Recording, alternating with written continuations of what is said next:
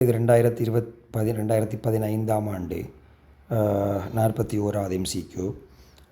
பாருங்கள், நீர் முன்னிலையில் NCl3 ஒரு வெளிற்றும் கருவியாக தொழிற்படும். NCl3 நீரூடகத்தில் உட்பட தாக்கம் நாம் இந்த இடத்தில் எழுதி காட்டியிருக்கோம். NCl3 நீரூடகத்தில் நீர்ப்பகுக்கப்பட்டு அமோனியாவையும் HOCலையும் தரும். HOCl ஒரு மென் அமிலக்கரைசல், அமோனியா ஒரு மென்மூலக்கரைசல். எனவே அந்த வசனம் சரி. என்ன காரணம் என்று சொன்னால், NCl3 பொறுத்த மட்டும் நீருக்குள்ளே போட்டோம்னா வார HOCl உங்களுக்கு தெரியும், இது ஒரு வெளிற்றும் கருவி.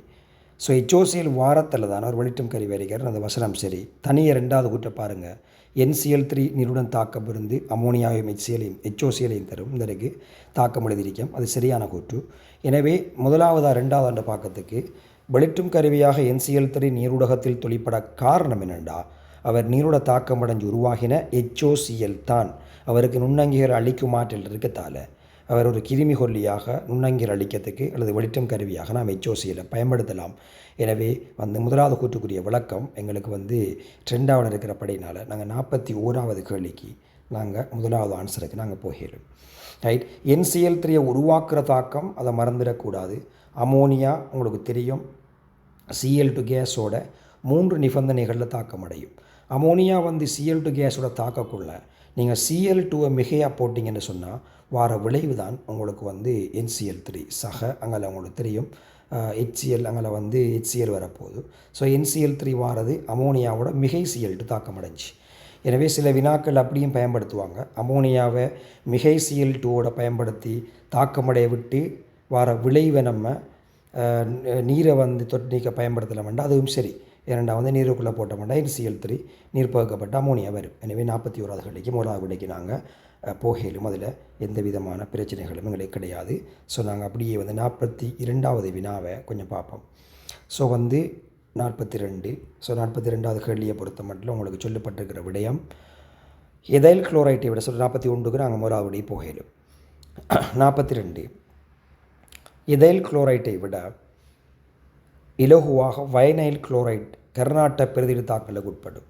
ஸோ முதல்ல நான் இதற்கு எதைல் குளோரைட் ஸ்ட்ரக்சரையும் அதே மாதிரி வைனைல் குளோரைட் ஸ்ட்ரக்சரையும் நாங்கள் கொஞ்சம் பார்ப்போம். வைனைல் குளோரைட் எதைல் குளோரைட் எப்படி இருக்கும் என்று சொன்னால் நாங்கள் பார்ப்போம். அதாவது எங்களோட வளமையான CH3 இங்கே பக்கம் CH2 Cl தான் எதைல் குளோரைட். இவர் தான் எதைல் குளோரைட். இது ஒன்று. வைனைல் குளோரைட் என்பது உங்களுக்கு தெரியும், எங்களோட பல்பகுதியம் PVC இருக்கு. PVCயில் ஒரு பகுதியம், அதாவது ஒரு வைனைல் குளோரைட் என்பது C டபுள் பாண்ட் C இருக்கும். இதில் ஒரு Cl இருக்கும். அதே மாதிரி வளமையான மாதிரி ஐதரசன் இருக்கும். எனவே எத்தீனில் ஒரு Cl நாம் ரீப்ளேஸ் பண்ணி உருவாகிறது தான் வைனைல் குளோரைட். இப்போ நாம் உங்களுக்கு இதில் நம்ம எதை சொல்லலுமென்று சொன்னால் எங்களை சொல்லிருக்கிற விடயத்தை வச்சு நாங்கள் பார்ப்போம். அதாவது எதைல் குளோரைட்டை விட இலகுவாக வைனைல் குளோரைட் கர்நாட்ட பிரதிநிதி தாக்கலுக்கு உட்படும். 2 பேரும் கர்நாட்ட பிரதிநிதி தாக்கலுக்கு உட்பட வாய்ப்பு இருக்குது. என்ற அட்கைல் குளோரைட்டுகள் உதாரணமாக நாம் ஒரு NaOH கரைசலை போட்டோம்னு சொன்னால் உங்களுக்கு தெரியும் NaOH ஏகோஸ் நாங்கள் பயன்படுத்தக்குள்ள ரைட், அல்லது நம்ம KCN பயன்படுத்தக்குள்ள இங்கே இருக்க அலசன் எடுபட்ட அந்த இடத்துல OH ரீப்ளேஸ் ஆகும், அல்லது CN ரீப்ளேஸ் ஆகும். NaOH போட்டால் இந்த இருக்கிற கார்பனுக்கும் குளோரைட்டுக்குமான Clக்குமான பிணைப்பை என்ன செய்யணும், உடையணும். பிணைப்பு உடைஞ்சி உங்களுக்கு தெரியும் இது ஒரு முதல் நாட்கையில் எழுதியிருக்கத்தால் ஒரு படிமுறையில் தாக்கம் எழுத வேண்டி வரும். அதெல்லாம் பொறிமுறை சம்மந்தப்பட்ட விடயம். பட் இப்போதைக்கு Cl எடுபட்டு அந்த இடத்துல எங்களுக்கு NaOH போட்டோம்னா உதாரணமாக கர்நாட்ட பிறகு தாக்கம் அடைஞ்சி CH3 CH2 OH வரும். இவருக்கும் அப்படி வார நிலப்பாடு இருக்குத்தானே, Cl இருக்குது, எனவே OH வரலாம். பட் இருந்தாலும் பிள்ளைகள் நல்லா பார்த்துக்கொள்ளுங்க. வைனைல் குளோரைட்டில் ஒரு பிரச்சனை இருக்கு என்னென்னு சொன்னால், இங்கே கர்நாடியான OH மைனஸ் வரக்குள்ள இந்த இருக்கிற CCl பிணைப்பு இங்கே எதைல் குளோரைட்டை காணப்படுற மாதிரி உடையாது. ஏன் உடையாதுன்னு சொன்னால், இங்கே Cl தனிச்சோடிய விடத்தை கொடுத்து இந்த இருக்க பைப்பிணைப்போட பரிவுக்குட்படுகிறது. பரிவுக்குட்படுறபடினால் நாங்கள் அதை எழுதி காட்டிலும் எப்படி என்று சொன்னால், பரிவுக்குட்படுறபடினால் இவர பரிவு கட்டமைப்பை நான் மேலுக்கு எழுதுறேன்னு பாருங்கள்.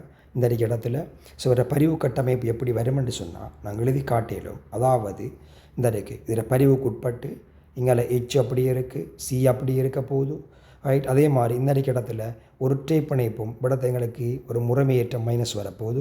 கார்பன் இங்கே ஒரு பிணைப்பும் இங்கே Hம் இது டபுள் பாண்டாக மாறப்போகுது Cl ஆகவே அவரில் முறைமையேற்று நாங்கள் ப்ளஸ் போடையிலும் எப்படியோ ஈன டபுள் பாண்ட் இவரது ஒற்றை பிணைப்பு. எனவே பரிவுக்குட்படுறதால வைனைல் குளோரைட்டில் காணப்படுகின்ற பகுதி இரட்டை CCl பிணைப்பு பகுதி இரட்டை பிணைப்பு தன்மையை பெறும்.